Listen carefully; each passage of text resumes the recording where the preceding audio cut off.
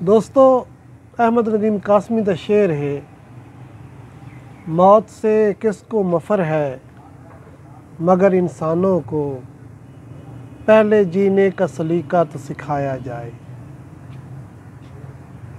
मैं जिस पार्क विच मौजूद हाँ, ये पार्क नहीं बल्कि तहसील हैडकुआटर हॉस्पिटल साहिवाल ज़िला सरगोधा मौजूद हाँ।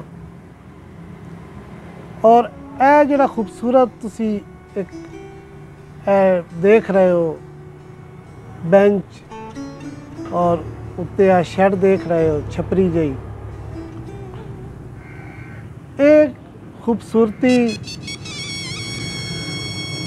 एक आम आदमी वास्ते है। कोई भी मुआशरा तरक्की याफ्ता उदण होंदा है जदन उत्थे एक आम आदमी नूं सहूलत दी वंजे।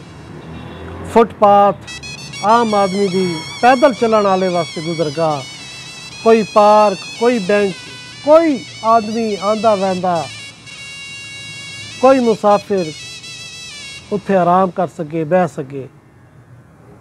ये तरक्की याफ्ता कौमां दी निशानी होंदी। 2017-18 इत्थे असिस्टेंट कमिश्नर आए शवैब निसवाना साहब,